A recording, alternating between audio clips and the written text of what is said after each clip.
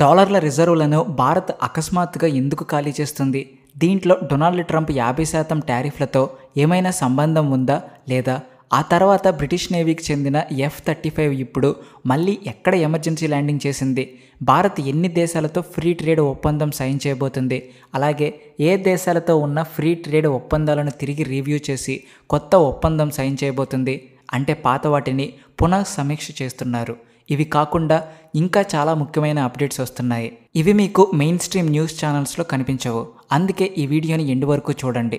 మొదటిగా Bharat foreign exchange రిజర్వుల గురించి మాట్లాడుకుందాం. ఎందుకంటే చాలా కాలం తర్వాత భారత ఫారెక్స్ రిజర్వులలో $9.3 బిలియన్ పెద్ద పతనం వచ్చింది. దీని వెనుక కారణం కూడా చాలా ముఖ్యమైనది. రాష్ట్ర బ్యాంక్ ఆఫ్ ఇండియా గత వారం ఫారెక్స్ రిజర్వుల డేటాను విడుదల చేసింది. ఆర్బీఐ ప్రకారం భారత ఫారెక్స్ రిజర్వులు $698 బిలియన్ల నుండి $688 బిలియన్లకు పడిపోయాయి. ఈ $9.3 బిలియన్ పడిపోవడంలో $8.3 బిలియన్ ఫారిన్ కరెన్సీ అసెట్స్ తగ్గిపోయాయి. అసలు ఆర్బీఐ వద్ద ఉన్న రిజర్వులలో ఒక పెద్ద భాగం యుఎస్ డాలర్ల రూపంలో ఉంటుంది. భారతీయ రూపాయి యుఎస్ డాలర్తో పోల్చితే బలహీనపడినప్పుడు ఆర్బీఐ లిక్విడిటీని మేనేజ్ చేసుకుంటుంది. అంటే యుఎస్ డాలర్లను మార్కెట్లో అమ్మేస్తుంది. రూపాయి స్ట్రాంగ్ అయినప్పుడు తిరిగి యుఎస్ డాలర్లను కొనుగోలు చేస్తుంది. ఇది ఒక ప్రత్యేకమైన వ్యూహం ప్రకారం చేస్తారు. రూపాయి ఒక్కసారిగా ఎక్కువగా డిప్రిషియేట్ కాకుండా ఉండడానికి ఇది చాలా అవసరం. గత వారం భారతీయ రూపాయి యుఎస్ డాలర్తో పోల్చితే ఆల్ టైమ్ లో స్థాయికి చేరింది. అందుకే ఆర్బీఐ చాలా డాలర్ల రిజర్వులను విడుదల చేయాల్సి వచ్చింది. అందుకే ఈ $9.3 బిలియన్ పెద్ద పతనం వచ్చింది. ఆర్బీఐ ప్రకారం భారత్ ఇంకా కంఫర్టబుల్ పొజిషన్లోనే ఉంది. మన ఫారెక్స్ రిజర్వులు ఆల్ టైమ్ హైకి దగ్గరగా ఉన్నాయి. వీటితో 11 నెలలు ఎలాంటి ఎమర్జెన్సీ వచ్చినా ఇంపోర్ట్స్ చేసుకోవచ్చు. తర్వాతి అప్డేట్ భారత్ ఫ్రీ ట్రేడ్ ఒప్పందాలు మరియు ట్రేడ్ డీల్స్ గురించి. Minister of state, commerce and industry మంత్రి జితిన్ ప్రసాద్ పార్లమెంట్లో సమాచారం ఇచ్చారు. గత 5 ఏళ్లలో భారత్ ప్రపంచంలోని 5 దేశాలతో ట్రేడ్ ఒప్పందాలు సైన్ చేసింది. Mauritius, United Arab Emirates, Australia, Britain, European association. భారత ప్రభుత్వం మరో అరబ్ దేశం ఒమన్తో ఫ్రీ ట్రేడ్ ఒప్పందం చర్చలు పూర్తయ్యాయని తెలిపింది. ఎప్పుడైనా ఒమన్తో ఒప్పందం సైన్ చేయవచ్చు. ఇంకా కొన్ని ట్రేడ్ ఒప్పందాలు ఫైనలైజ్ అవుతున్నాయి. European union, New Zealand, Sri Lanka, Peru, America. ఇక 2 పాత ట్రేడ్ ఒప్పందాలను రివ్యూ అండ్ అప్గ్రేడ్ చేస్తున్నారు. కాంగ్రెస్ గవర్నమెంట్ ఉన్నప్పుడు 2009లో సైన్ చేసినవి. ఒకటి ఆసియన్ దేశాలతో, మరొకటి దక్షిణ కొరియాతో. వీటిని మార్చి కొత్త ఒప్పందాలు సైన్ చేయబోతున్నారు. తర్వాత ఈ అప్డేట్ ఇండియన్ ఆర్మీ గురించి. మీరు ఈ ఫోటో చూడండి. ఇవి 1960లో రూపొందించిన సింగిల్ ఇంజిన్ చేతక్ మరియు చేతా తరహా లైట్ హెలికాప్టర్లు. వీటిని ఇప్పటికీ ఇంకా Indian army and Indian air force వాడుతున్నాయి. వీటి క్రాష్ రేట్ MiG-21 ఫైటర్ జెట్ల లాగే ఉంది. వీటిలో ఆధునిక ఏవియానిక్స్ లేవు, సేఫ్టీ మెకానిజం లేదు. అయినా భారత సైన్యం ఇవే వాడుతుంది. భారత సైన్యం 350 నుంచి 400 లైట్ హెలికాప్టర్ల డిమాండ్ చాలా కాలం క్రితమే పెట్టింది. ఇప్పుడు డిఫెన్స్ మినిస్టరీ చేతక్ అండ్ చేతా తరహా హెలికాప్టర్లను రీప్లేస్ చేసే ప్రక్రియ ప్రారంభించింది. కొత్త 200 ఆధునిక లైట్ హెలికాప్టర్ల కోసం RFI డాక్యుమెంట్లు విడుదల చేసింది.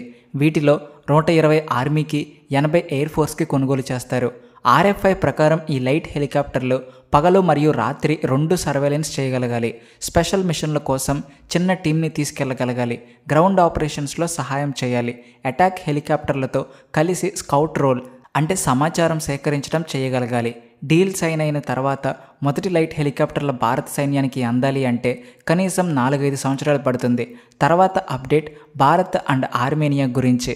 మేము చెప్పినట్టుగానే ఆర్మేనియా ప్రధానమంత్రి నికోల్ పషినియన్ మరియు అజర్బైజాన్ అధ్యక్షుడు ఇల్హామ్ అలీవ్ వైట్ హౌస్కి వెళ్లి డొనాల్డ్ ట్రంప్ సమీక్షంలో పీస్ డీల్ సైన్ చేశారు.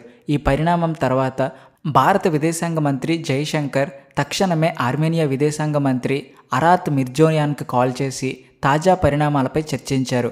భారత్ కూడా ఈ పీస్ ఒప్పందాన్ని స్వాగతిస్తూ ఇది డిప్లొమసీకి గొప్ప విజయమని చెప్పింది.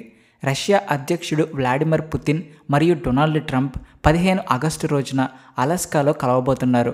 ఈ సమావేశాన్ని కూడా భారత్ స్వాగతిస్తూ ఇది యుద్ధ సమయం కాదు, సంభాషణ మరియు డిప్లొమసీ జరగాలి అని తెలిపింది. తర్వాతి అప్డేట్ జపాన్ నుంచి. కానీ ఇందులో భారత్ అండ్ బ్రిటన్ యాంగిల్ ఉంది. జపాన్ సముద్ర ప్రాంతంలో అమెరికా, జపాన్, బ్రిటిష్ నేవీలు కలిసి డ్రిల్స్ చేస్తున్నప్పుడు మళ్ళీ బ్రిటిష్ నేవీ F-35Bకి షార్ట్ టేకాఫ్ సమయంలో టెక్నికల్ ఫెయిల్యూర్ వచ్చింది. సేమ్ మన దేశంలో కేరళ ఎయిర్పోర్ట్లో జరిగినట్టుగానే జపాన్లోని కగోషిమా ఎయిర్పోర్ట్లో ఎమర్జెన్సీ ల్యాండింగ్ చేయాల్సి వచ్చింది. ఇది భారత్లో 40 రోజుల తర్వాత రిపేర్ అయిన అదే F-35 లేదా ఇంకొక జెట్టా అనే విషయం బ్రిటిష్ నేవీ చెప్పలేదు. కానీ ఇది రెండవసారి ఇలాంటి సంఘటన జరుగుతుంది. అందువల్ల F-35 ఫైటర్ జెట్ల పనితీరు, నిర్వహణపై ప్రశ్నలు వస్తున్నాయి. తర్వాత అప్డేట్ ఇరాన్ అండ్ భారత్ గురించి. భారత్లోని ఇరాన్ రాయబారి మరోసారి అమెరికాకు వ్యతిరేకంగా మాట్లాడుతూ భారత్కి మద్దతు ఇచ్చారు. ఇరాన్ ప్రకారం అమెరికా చెబుతుంది భారత్ యుక్రెయిన్ యుద్ధాన్ని తప్పుగా ఫైనాన్స్ చేసింది, రష్యాకి డబ్బు ఇచ్చింది. కానీ అదే అమెరికా ఇంటర్నేషనల్ క్రిమినల్ కోర్టు ద్వారా శిక్ష పొందిన వార్ క్రిమినల్స్ని వైట్ హౌస్కు పిలుస్తుంది, ఇజ్రాయెల్కి ఆయుధాలు ఇస్తుంది. దీంతో అమెరికా గాజా జీనోసైడ్లో భాగస్వామి అవుతుంది. ఇది అమెరికా ద్వంద్వ వైఖరి. ఇరాన్ రాయబారి ఇరాజ్ ఇలాహీ ప్రకారం డొనాల్డ్ ట్రంప్ 50% టారిఫ్లు పెట్టి అమెరికా ఫారిన్ పాలసీని మార్చలేదు, కానీ దాన్ని బహిర్గతం చేశారు. అమెరికా ఎవ్వరికి నిజమైన స్నేహితుడు కాదు, తన ప్రయోజనం మాత్రమే చూసుకుంటుంది. ఇరాన్ మాత్రం భారత్కి నిజమైన స్నేహితుడు అని అన్నాడు. కానీ ఇరాన్ సుప్రీం లీడర్ అయతుల్లా ఖమెనేయి కొన్ని రోజుల క్రితం కాశ్మీర్ ప్రజలను గాజా ప్రజలతో పోల్చుతూ కాశ్మీర్ ముస్లింలను విముక్తి చేయాలని డిమాండ్ చేశారు. ఒక విషయం మాత్రం ఇరాజ్ ఇలాహీ సరిగ్గా చెప్పారు, ఏ దేశం కూడా నిజంగా ఎవరికీ స్నేహితుడు కాదు, అన్ని దేశాలు తమ స్వార్థం కోసం మాత్రమే పనిచేస్తాయి. తర్వాత అప్డేట్ రిలయన్స్ జియో గురించి. సబ్స్క్రైబర్ల సంఖ్యలో రిలయన్స్ జియో చైనాకు చెందిన చైనా మొబైల్ని దాటేసి ప్రపంచంలో మొదటి స్థానంలోకి వచ్చింది. రిలయన్స్ జియోకు ఇప్పుడు మొత్తం 488 మిలియన్ యూజర్లు ఉన్నారు. అందులో 190 మిలియన్ మంది 5G వాడుతున్నారు. రెండో స్థానంలో చైనా మొబైల్, మూడో స్థానంలో చైనా టెలికాం ఉంది. తర్వాత అప్డేట్ బీజేపీ మాజీ రాజ్యసభ ఎంపీ సుబ్రహ్మణ్యం గారి గురించి. ఆయన ప్రధాని మోడీ అండ్ జైశంకర్ ఫారిన్ పాలసీపై వ్యాఖ్యానించారు. డొనాల్డ్ ట్రంప్ 50% టారిఫ్లు పెట్టిన తర్వాత మోడీ ప్రభుత్వం రష్యా అండ్ చైనాతో సంబంధాలను పెంచింది. మోడీ గారు పుతిన్తో ఫోన్లో మాట్లాడారు. NSA అజిత్ దోవల్ని రష్యాకి పంపారు. మోడీ గారు SCO సమ్మిట్కి చైనా వెళ్లనున్నట్లు ప్రకటించారు. దీనిపై స్వామిగారు విమర్శిస్తూ ట్రంప్ ప్రధాని మోడీని ఇగ్నోర్ చేశారని, అమెరికా మొత్తం భారత్కి వ్యతిరేకమైందని అనుకోవడం తప్పు. గతంలో కూడా PM చంద్రశేఖర్ మరియు నరసింహారావు గారు అమెరికా వైఖరిని మార్చగలిగారు.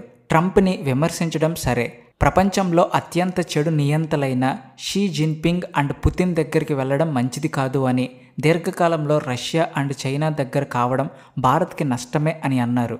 సుబ్రహ్మణ్యం స్వామి ఇంకా ఇలా అన్నాడు, ఇప్పటికీ 75% అమెరికన్లు భారత్పై పాజిటివ్గా ఉన్నారు. కాబట్టి రష్యా అండ్ చైనా దగ్గర కాకుండా అమెరికా పాలసీని మార్చే ప్రయత్నం చేయాలి. RIC రష్యా, ఇండియా, చైనా సహకారానికి ఆయన పూర్తిగా వ్యతిరేకమని అన్నాడు.